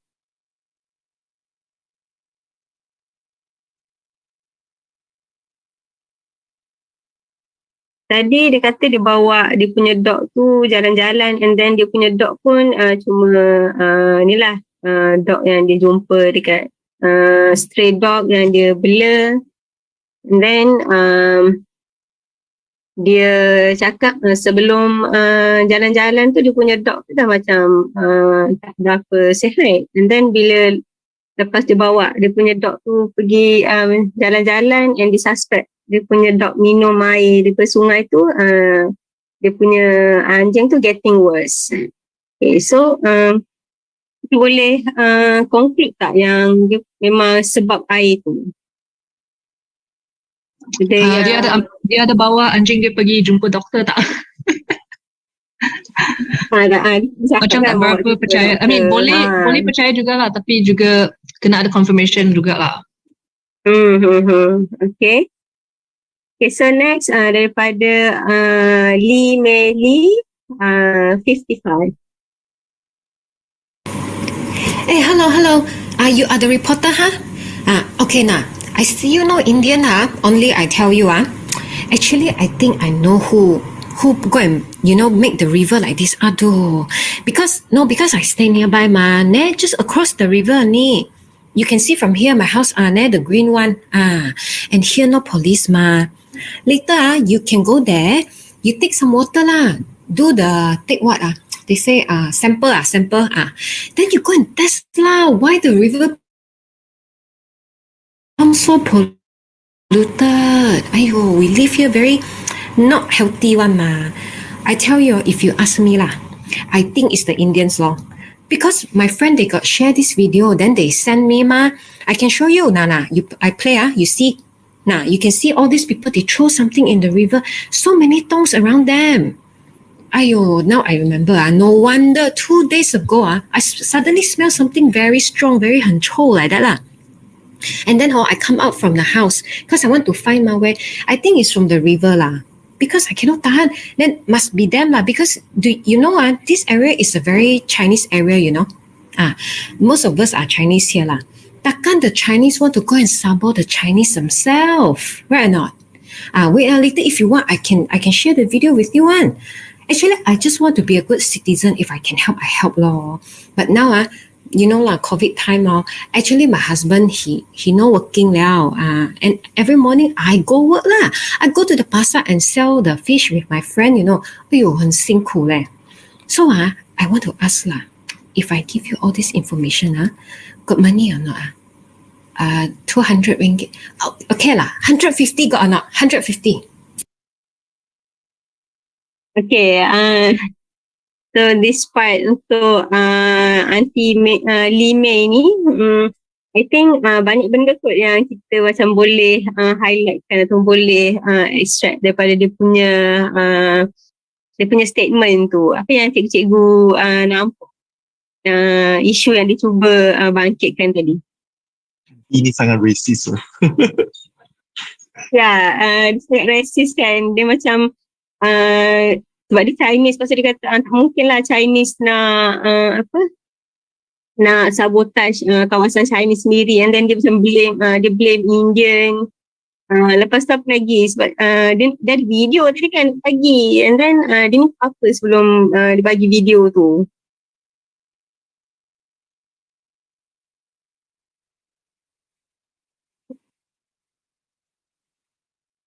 Dia nak minta duit juga. Dia nak minta duit juga. Dia minta duit. Dia tanya kalau nak bagi info tu boleh tak minta 200. Ada 200, 100.5 pun jadilah. Okay, so tu adalah antara bila kita nak dapatkan maklumat, tu adalah antara faktor-faktor yang mempengaruhi maklumat yang diorang bagi tu. Mungkin ada yang nak minta duit, ada yang racist, ada yang tak sure pun tapi just nak cakap ikut pandangan sendiri. Okay, so tadi macam let's say lah, okay lah, fine lah, kita bayar lah dekat aunty tu sebab nak video dia kan. So kita tengok video yang aunty Lime tu bagi.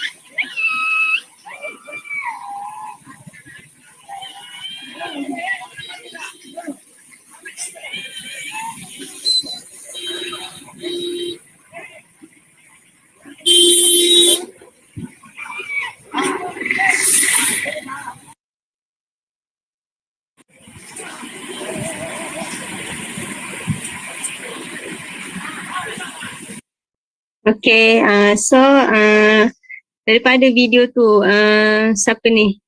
Cikgu Jo. Is this really in Malaysia? Seram. Okay.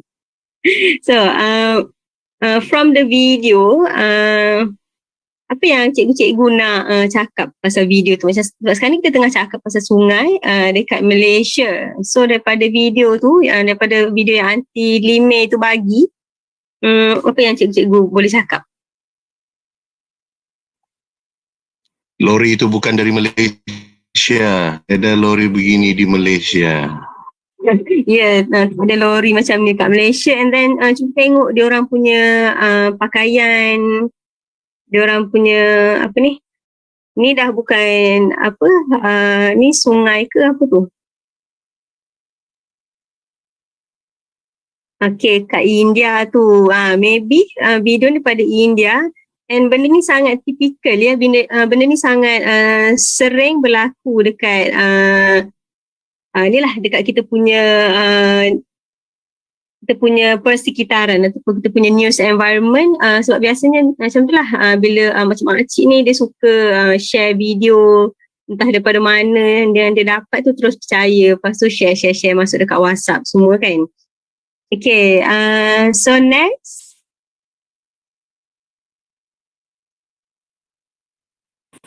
Okay, what information did you get from talking to the witness? Sorry, okay. Tadi from the witnesses, Pak Hisham tadi kita dah bincang tadilah, apa yang Pak Hisham tu bagi tahu dia ni sebenarnya tak nampak sangat pun, sebab tak pakai cermin mata. Lepas tu Aaron tu pun dia punya anjing tu sakit, tak sure pun sebab minum air dekat sungai tu ataupun tidak. And then Aunty Lime ni dia yelah, dia banyak cakap tu lebih kepada racist, dan dia punya statement pun macam ni lah, nak jual video tu sebenarnya nak dapat duit kan. Okay, so next. And then boss message lagi, dia nak headline untuk letak dekat Twitter dan Facebook. Okay, so nak something that is clickbait. Okay, apa maksud clickbait kan? Clickbait tu maksudnya bila orang tengok tajuk tu, ataupun senang cerita kita nak tajuk yang panas-panas lah, misalnya bila orang tengok tu, okay, orang nak buka. Okay, so what headline to give and why? Kita ada kat sini beberapa pilihan. Dia tak ada betul, tak ada salah pun. Kalau boleh cikgu boleh respon apa headline yang cikgu rasa paling sesuai untuk berita ni lah. A, B, C, D, E ataupun F.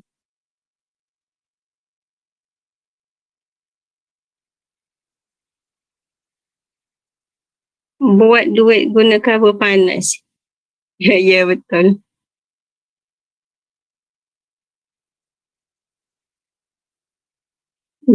Kita kan kerajaan punya newspaper kan. Kalau kita kerajaan punya newspaper, so tak boleh lah macam sensational sangat.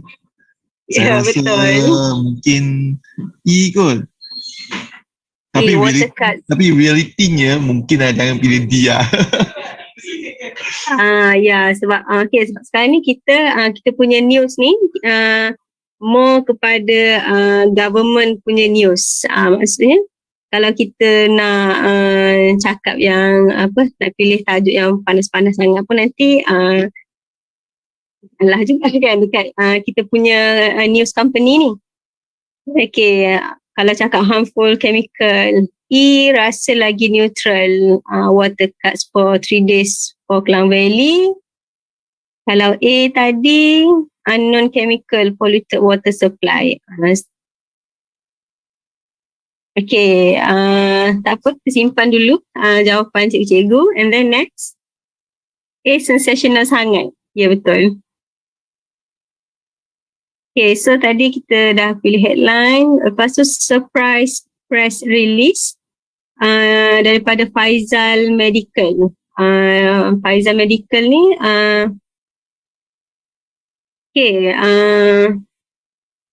dia nak inform public yang chemical yang dibuang dekat Sungai Selangor tu is done by one of our subcontractor, and then itulah yang dia cakap bla bla bla, said the contractor has been fired and we will cooperate with the relevant authority for criminal case investigation and cleaning up the chemical dump. And then dekat dia punya ada Muhammad Hakim tweet pasal Faizal Medical ni, dam tu sebenarnya boleh cause cancer. Major cover up ni so unethical. Mereka konsil dispatch dekat press release. Dah lah vaksin mereka lembab. Shalopi punya vaksin. Okay, vaksin Pfizer. #we demand the truth. Okay. So maksudnya Pfizer Medical tu dia dah keluarkan press release. Maksudnya dia mengakulah dia chemical yang dekat sungai Selangor tu dia punya subcontractor yang buang. And then dia kata benda tu due to some error. Lepas tu and then dia dah pecat dia punya subcontractor tu. Lepas tu nak ni lah dia akan bagi kerjasama untuk investigate dan bersihkan balik chemical dump dekat air Selangor tu bersama air Selangor. Vaccine production is on track. Okay, dia tengah keluarkan vaksin juga.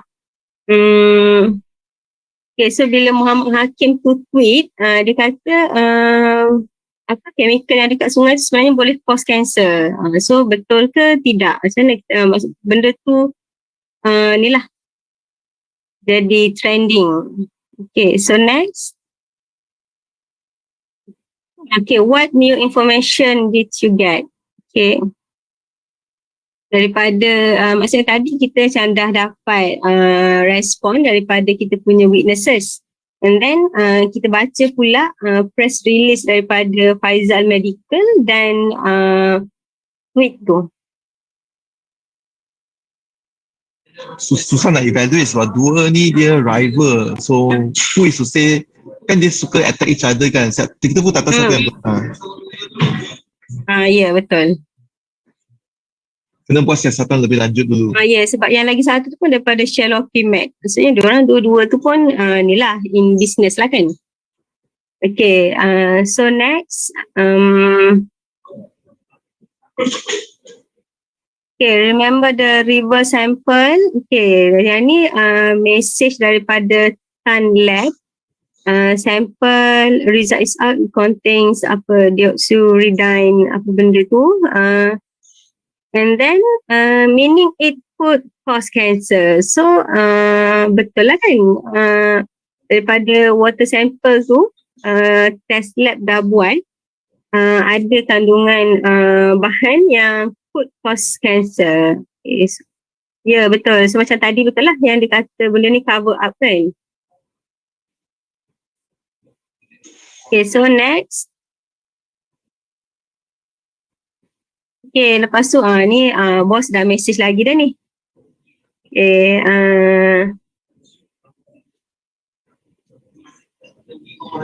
okay, dengar.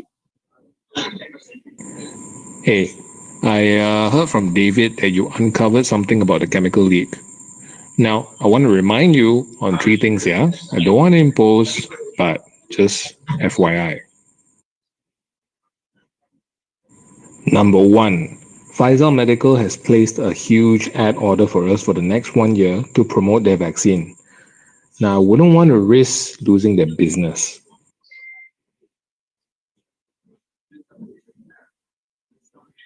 Number 2, Pfizer Medical boss Anthony Fernando is friends with Datuk Lee. You know lah, our big boss. So maybe you want to be cautious treading on that. Also, Anthony is friend with Dato' Azam Bobo, our Minister of Health. So tread carefully lah. Number 3, and this is quite important. The public confidence in the vaccine is already quite low. Now we know it's very important to get everyone vaccinated against COVID, right? So I don't want to shake up the public's confidence in the vaccine. So you pandai-pandai lah. Do what you think is best for the company, society, for yourselves, and for your team. But do it fast. This news needs to go out at 5 p.m. Okay, so dekat sini dah sebab memang kita dah tahu dah diorang ni nak cover up lah kan yang benda tu ataupun chemical yang dekat sungai tu memang boleh cause cancer. Cuma bos dah remind dah ni. Dia kata ada yang pertama tu ada business dengan Faizal Medical tu untuk next 1 year. And then dia punya boss apa semua, kawan-kawan bos, lepas tu relate dengan Ministry of Health. And then yang ketiga tu confidence in vaccine, sebab Faizal Medical ni pun yang keluarkan vaksin. So macam bila kalau tahu Faizal Medical ni kalau maksudnya kalau public tahu the truth, maksudnya benda tu akan mengganggu perjalanan vaksin apa semua kan. Tapi still bos pesan pandai-pandai buat apa yang rasa terbaik untuk company, untuk society and untuk diri sendiri. Tapi nak cepat lagi tu. Okay, next. Okay, so time to publish the news. Choose your headlines. Kita ada 7 headlines kat sini. Yang mana yang ni lah consider 4 benda yang bos dah pesan tadi tu. So dalam 7 headline ni yang mana yang cikgu rasa yang paling sesuai? 1, 2, 3, 4, 5, 6 or 7? Saya rasa 7 kot sebab ini major berita. Lagi besar daripada pencemaran air. Ini cover up dari medical company. Okay, major cover up by Faizal Medical. Tapi bos pesan tadi yang kita jalan terus sebab benar. Kita jalan terus sebab benar. Yakin jalan terus sebab benar. Okay, David dah lose his job. Mas kena ni fired.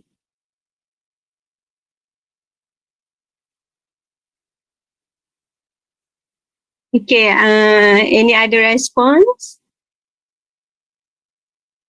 Anaklah yang tu sebab macam kalau yang 7 tu macam terlalu kan, terlalu benar. Terlalu benar.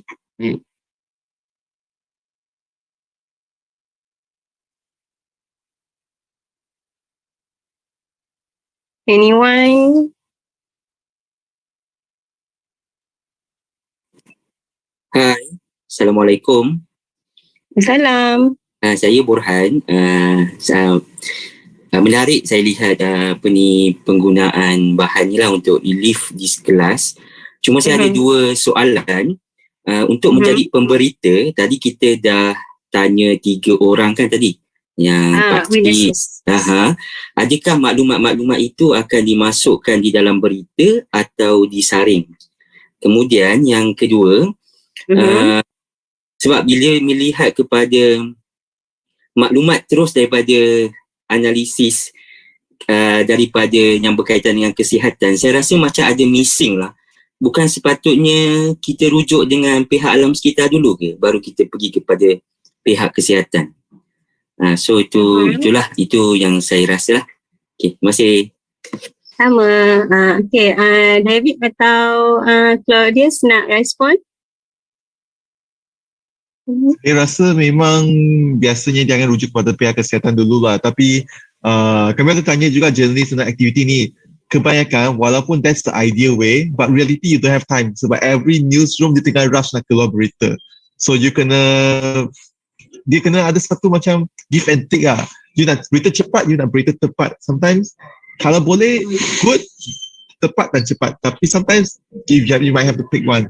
Tapi soalan Cikgu Burhan tu bagus. Mungkin Cikgu Burhan nanti boleh tujukan soalan ni dalam grup Telegram. Kita ada bincang sikit dekat Telegram. Tapi pada pandangan Cikgu Burhan, kalau dalam berita ini ikut langkah ini, apakah news headline yang sesuai? Ada 7 pilihan ni saja. Apakah yang sesuai dalam situasi ini?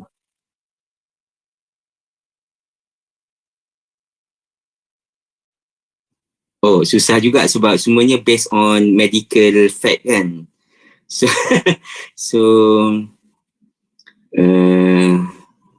Sebab bila sebut pasal vaksin pun macam tak related sebenarnya lah.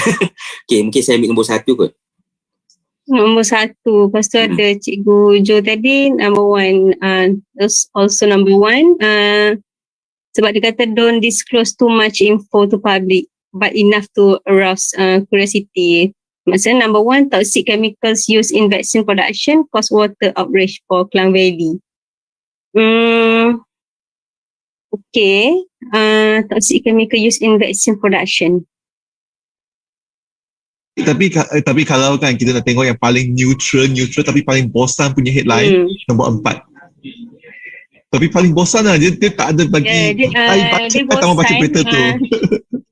Ya, bosan, tapi itulah maksudnya untuk yang paling neutral dan paling selamatkan your job kan, David? Ya, I dah kena fire dah. Okay, so what's the mungkin tak sesuai, mungkin tak sesuai kerja untuk media kerajaan, kena kerja dengan macam Malaysia Kini ke, yang independent media. So independent media. Boleh berani berlaku berita macam ni.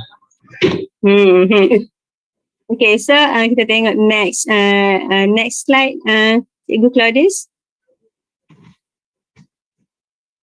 Okay, sekarang ni choose your stock image. Kita sebelum publish, kita nakkan gambar. Yang mana gambar yang cikgu rasa paling sesuai? Gambar 2 macam exciting sangat. Nombor 2 tu macam terlalu menakutkan. Macam dia pergi situ pakai macam tu.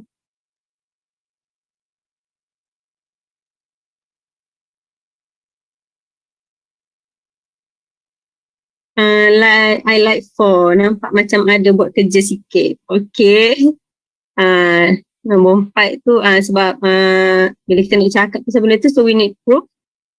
Proof tu from the water sample kan. And number 5, ada yang cakap 5 looks serious.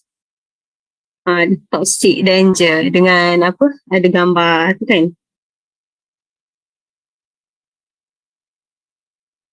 Okay. So next, Cikgu Claudius.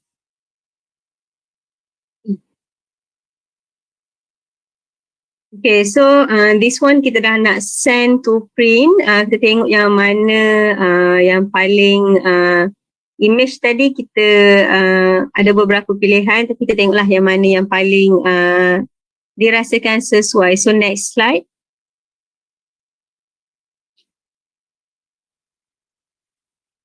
Okay, so tadi ada yang pilih yang tajuk tu lah, tajuk water outrage for Klang Valley for 3 days due to river contamination. This one tadi yang paling kita kata bosan, tapi that one yang paling selamat bila kita ni under government punya government punya news, and then gambar pun yang ni yang gambar tadi. Siapa cakap tadi gambar tu nampak buat kerja. So nampak buat kerja dan dia tak terlalu menimbulkan panik untuk orang ramai lah. Okay, any more Cikgu Claudius? I think that's all, is it? Cikgu Claudius kena stop sharing baru I boleh spotlight video Cikgu Claudius. Okay.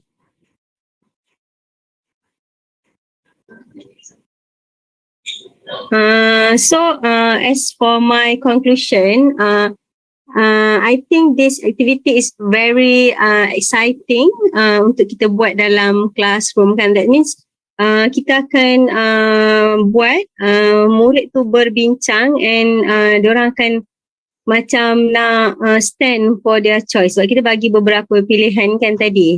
So diorang akan discuss, dan benda ni adalah new experience untuk diorang. Instead of diorang baca berita, this time diorang yang keluarkan berita tu. Betul tak?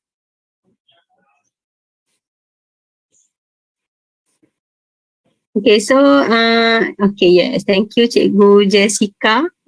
So anything you want to add on, Cikgu Claudius?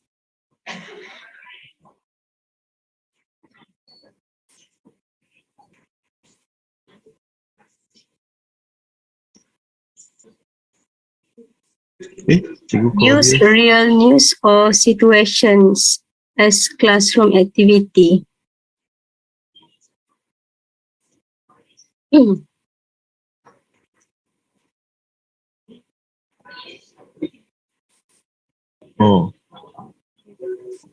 Sorry.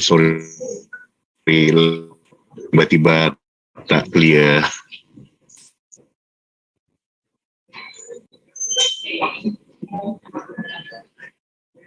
So, the one you nak respon tak, Cikgu Claudius? Kalau tak, I respon je terus.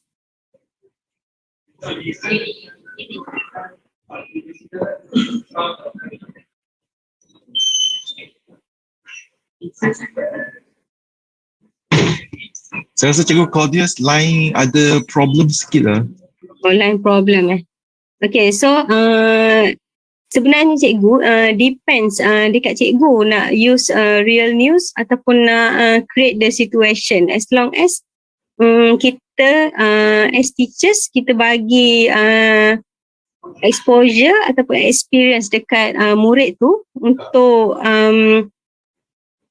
maksudnya untuk diorang tahu macam mana penghasilan sesuatu berita dekat media tu. Tapi kalau real news pun macam sekarang, kalau kita nak fokus to election, pilihan raya, so macam maybe just wait some more kan, macam tunggu lagi sikit nanti mesti macam-macam berita. So I think it's nice things lah to discuss with our students.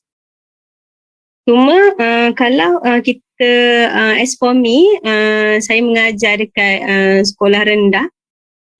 So kalau untuk murid yang tahap 1 tu, maybe kita just create situation so that benda tu up to their level. Maksudnya kalau kita nak bagi yang tajuk berat-berat sangat pun murid tu tak faham juga kan. So macam kita cari satu topik atau situation yang kita rasa kita boleh buat murid tu faham. Dan sebenarnya untuk ni cikgu-cikgu boleh ke website Arus tadi, Media Education for All. Is it, David? Dekat situ cikgu-cikgu boleh dapatkan sample lesson plan macam mana cikgu nak buat benda ni dalam kelas. Dan saya punya lesson plan sendiri pun ada dekat sana. Sebab saya pernah buat dengan murid sekolah rendah lah. Okay, anything David or Claudius? I think that's all from me. Okey, terima kasih Cikgu Farina. Baik, saya akan ulas sedikit bagi saya masa 2 minit. Dan untuk makluman cikgu-cikgu, kalau macam yang tadi saya katakan, kalau cikgu-cikgu tak tahu di mana nak cari, nak masuk site Media Education for All mudah sahaja. Okay, cikgu-cikgu boleh masuk ke portal Delima 2.0 dan di sana, di sana apabila cikgu dah masuk, saya akan share screen sebentar supaya cikgu-cikgu boleh nampak. Seperti yang ini adalah portal Delima saya, dan bila cikgu pergi turun bawah ni, pergi kepada slide seterusnya, bila pergi kepada aktiviti guru ni, boleh nampak kan aktiviti guru, klik aktiviti guru. Di sini ada Media Education for All. Apabila cikgu klik sahaja Media Education for All ini, maka cikgu akan terus dipautkan ataupun disambungkan kepada Google site berkenaan dengan Media Education Academy, dan di sini banyak makluman yang boleh cikgu-cikgu boleh ikuti. Lagi satu yang paling penting cikgu-cikgu, di sini cikgu nampak kan uji tahap kompetensi literasi media dan maklumat anda. Jadi apabila cikgu-cikgu sudah join ini, cikgu-cikgu boleh dapatkan kalau saya tak silap 15 jam mata kredit untuk SPL KPM. Jadi apa yang kami boleh bagi tahu di sini, tengok slide bahagian tengok gambar bahagian sebelah kiri ini. Di sini ada pautan-pautan yang mana cikgu boleh pergi. Tadi David sudah pun tunjukkan serba sedikit, dan saya sudah pun juga tunjukkan dari mana cikgu-cikgu boleh melihat ataupun terus klik sahaja kepada Media Education for All ataupun MEFA. So semuanya berada dalam portal Delima kita dan berkenaan dengan lembaran kerja, pek kumpulan kita ni semua dan juga lesson plan pun sudah disediakan, tinggal cikgu murnikan sahaja lagi bagaimana untuk menjalankan aktiviti ini secara dalam kelas sama ada online ataupun offline semasa relief. Seperti mana yang cikgu-cikgu tahu, subjek ini belum lagi diterapkan dalam silibus kita. Jadi apa kata cikgu-cikgu buatlah ini sebagai salah satu inisiatif kepada para murid kita supaya mereka mengetahui apakah kepentingan literasi media dan maklumat ini kepada kita semua. Dan yang paling penting adalah berkenaan dengan yang ni cikgu-cikgu ya, media conglomerate, National News Agency dan juga independent media.